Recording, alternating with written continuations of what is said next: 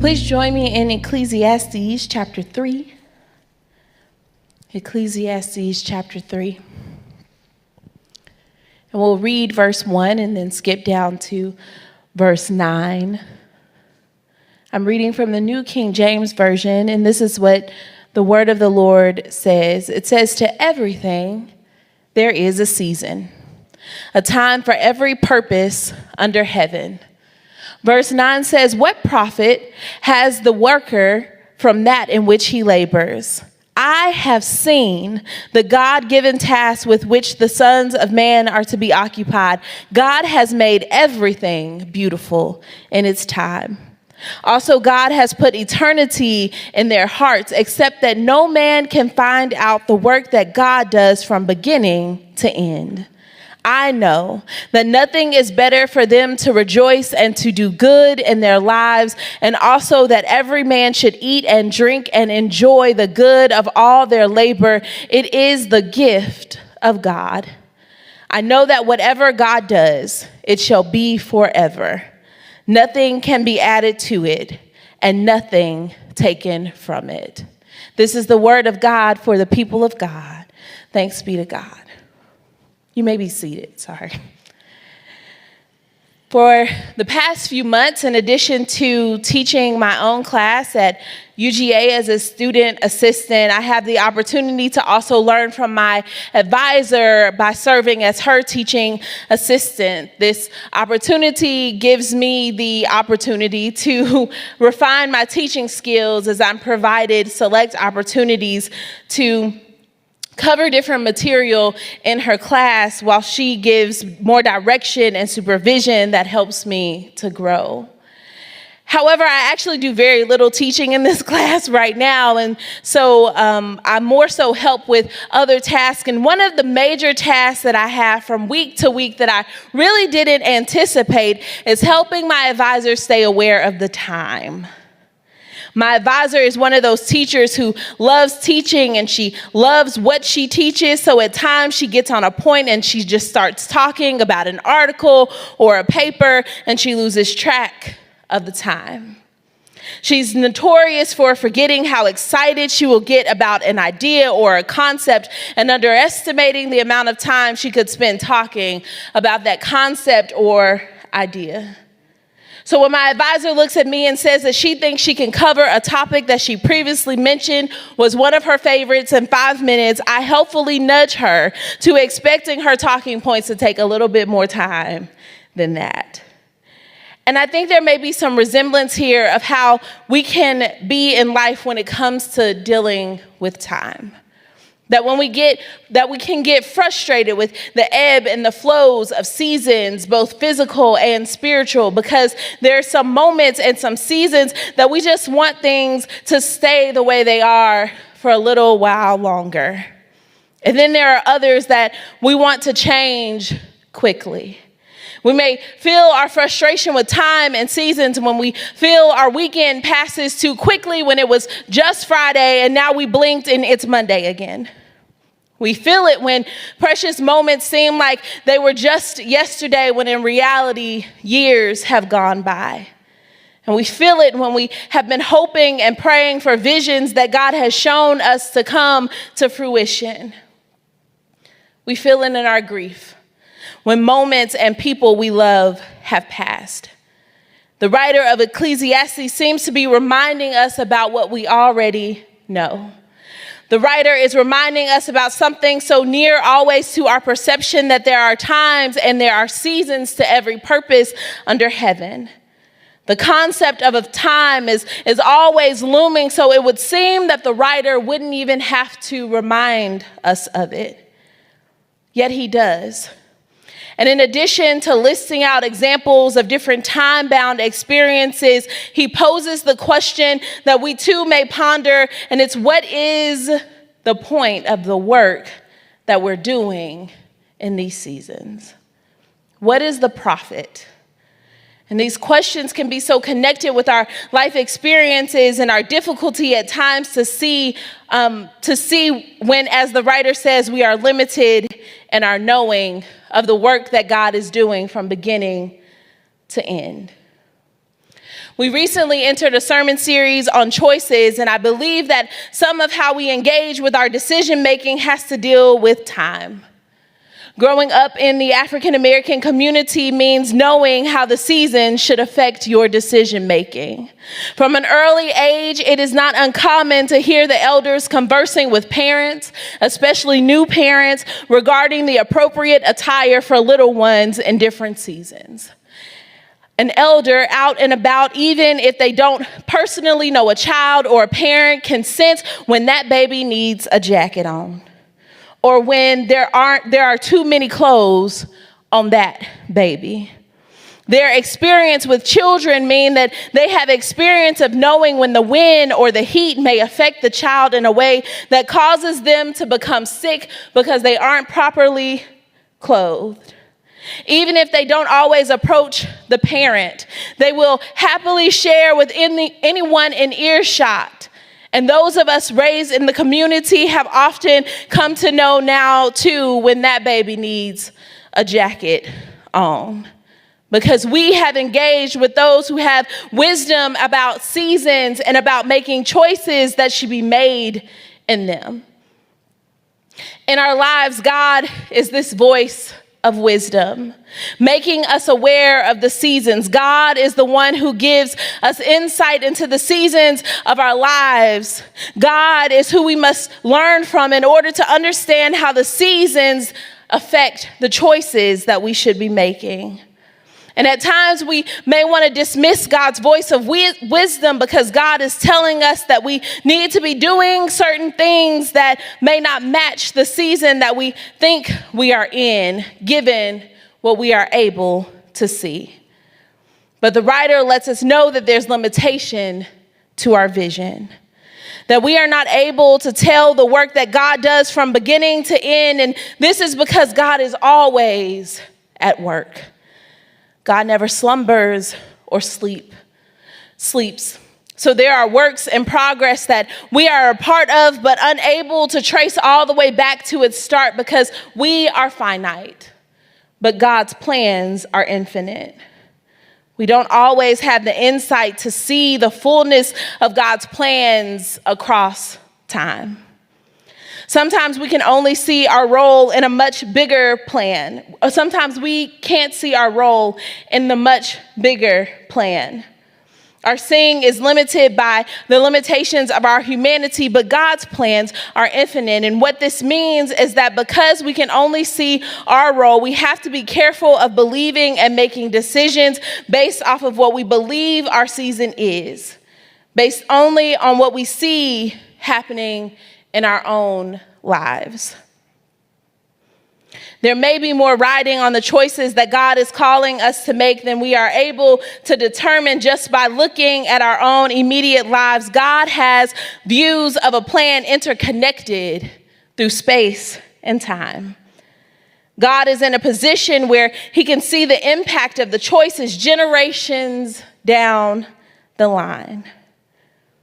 God's vision is so extensive that God can see situations of even those before you who have impacted the experiences of your life, that have had a hand in creating elements that you may see around you. God's vast presence which orchestrates yesterday and today and tomorrow, gives God unique and supreme insight into the season of our lives that doesn't just depend on where we are, but on where we've been and on where we are going. God has insight that covers not only how our choices in the different seasons will impact us, but how they will impact our family and our community. While we understand this, we also have difficulty finding peace in seasons when it's hard to understand the reward and the time of endurance that we have to face. A while ago on social media, a video was circulating about a challenge called the marshmallow test. And in the challenge, a child would be presented with a marshmallow and told that they could either eat it right then or wait for the adult to come back. If they waited for the adult to come back before eating the marshmallow, they would then be presented with an additional marshmallow. The kids are not told when the adult is coming back. They aren't sure how long the adult will be away. They just know that if they can wait for the adult to come back, they will have 2 marshmallows instead of 1. And in the video, there are some smaller kids who just begin to eat the marshmallow. They seem not to care or maybe not even understand how the reward works. They're more impulsive. They see a treat in front of them and they have an immediate reaction to just eat the marshmallow once the adult leaves the room. But the older kids, the ones who understand that if they can wait, they will be rewarded, they do their best to wait. And when the adult leaves the room, they seem content at first, confident that they can wait until the adult returns to eat the marshmallow. But as time goes by, you see the children begin to become hyper-fixated on the marshmallow. The viewer can see the child become more and more focused on it. They stare at it, they poke it. Some kids smell it and talk to themselves about how good it smells. Some kids give themselves a little pep talk, reminding themselves that they can just wait until the adult gets back, then they can get 2. Some kids begin to pick at it a little bit, not knowing that they're being recorded, so they try to take little pieces and taste them, then think that they'll go unnoticed. So they just try to get a little taste of the marshmallow to hold them over. And this is the hard part about time, about seasons. It's the waiting. It's the not knowing exactly when things will be different or for how long they'll stay the same. Maybe there's this immediate parallel that we can make to our own lives, a decision to wait for a season or a moment that God has promised us that has made us become more fixated on what we're waiting for to change or what we're wishing would stay the same. The difficult thing about time is that we can't control how the seasons of our life come and go. Sometimes when we get impatient or frustrated about where we are, it becomes all that we can think about.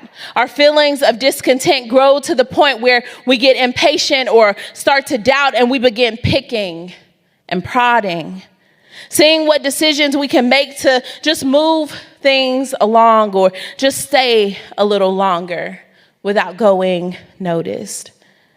Sometimes the waiting can feel like too much, and we make the decision to just eat the marshmallow, to just give up on what we're waiting for and just take the choice or the options that we can most readily see.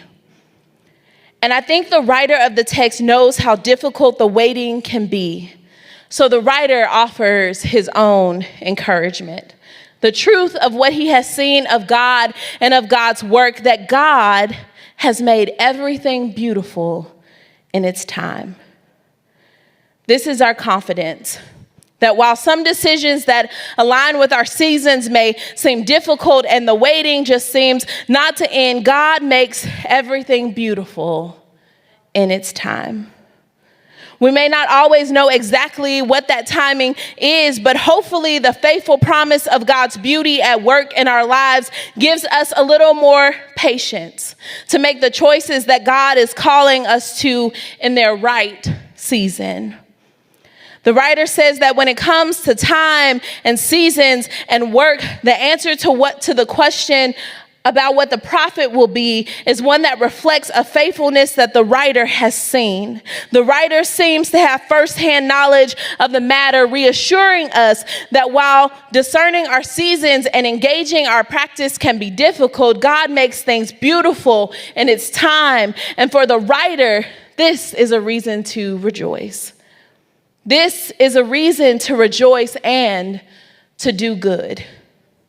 The writer is essentially saying, live like you know God will make your season, your situation, beautiful in its time.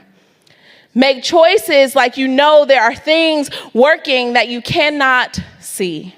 Trust that God has a plan that extends beyond your perception of time. Yesterday, I was getting some coffee from Dunkin', and I was pulling in the drive-thru, and there was this woman kind of hovering around the drive-thru line. And I was about to drive away because I was a little hesitant because I wasn't sure I couldn't figure out what she was doing. But before I could completely turn the corner, she had walked away. So I continued through the line and I placed my order. And then I see her and a man approaching with some type of paper in their hand. And I completely thought at this point that it was a church tract. So I was preparing myself to be evangelized to in the Dunkin' line. But as they got closer, I saw that it was a stack of gift cards. They had been in the drive-thru line giving out gift cards. And in speaking to the couple, they explained that they were giving out gift cards with this little square flyer in remembrance of a friend who had passed away. The couple explained that their best friend had passed due to colon cancer, but that today was his birthday and that they wanted to do something to remember him.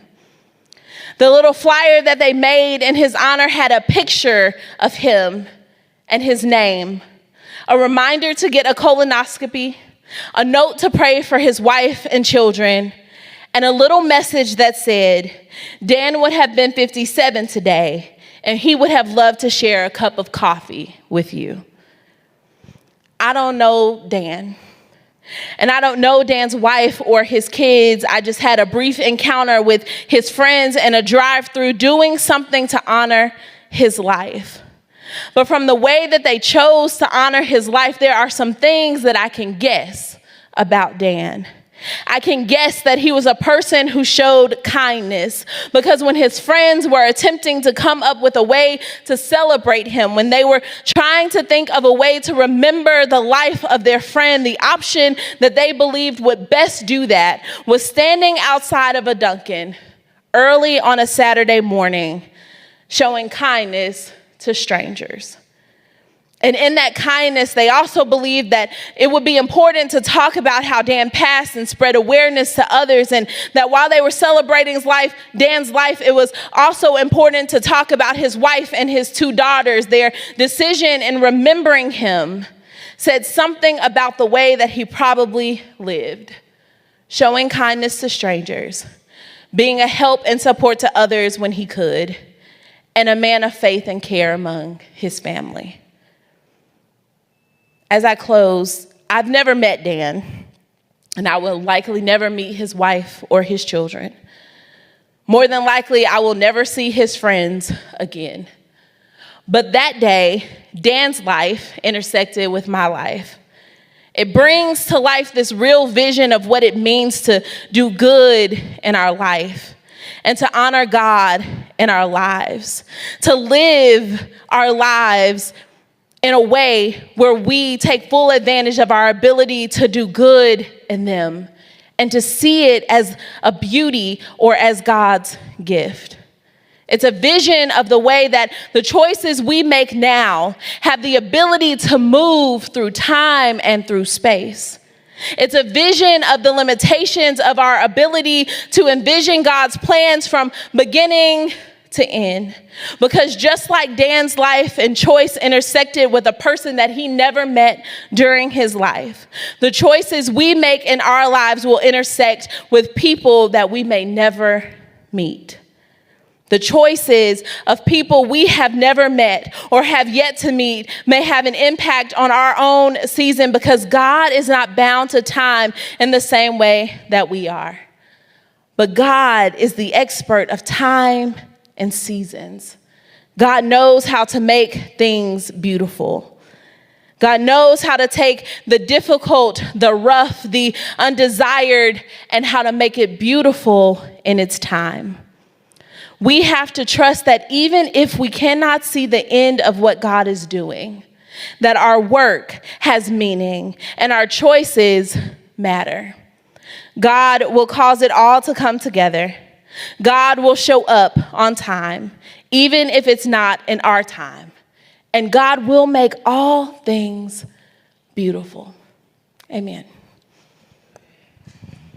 Hey, I just want to say thank you again for joining us this morning in the Freedom Fellowship Virtual Sanctuary. I pray you were blessed by this service and by this message. And I also want to remind you, you can always join us live and in person every Sunday at 2:00 p.m. at 163 Ponce de Leon Avenue, Northeast, right here in Atlanta, Georgia. And as we prepare to go, I want to give you an opportunity to give. Here at Freedom, we believe that whenever we give, it's an opportunity to honor God. It's an opportunity to partner with God, and it's an opportunity to experience the generosity of God's grace. There on the bottom of the screen, you can see multiple ways to give. And we ask and we encourage you to give cheerfully, joyfully, give abundantly. Why? Because that's how God has given to each and every one of us. And when you give, you enable freedom. Continue to fulfill the mission and the vision that God has given uniquely to our church. So I want to thank you in advance for your giving. Again, right there on the screen, there are ways that you can give. And as you're finishing up your giving this morning, I want to leave you with this benediction. May the Lord bless you and keep you. May the Lord make his face smile upon you and be gracious unto you. May the Lord lift the light of his countenance upon you and grant you his peace. May the Lord bless you when you rise up early and when you settle late, in your labor and in your leisure, in your laughter and even in your tears, until that very day where we should all sit around the feet of Jesus, where there's no sunrise nor sunset. Now go and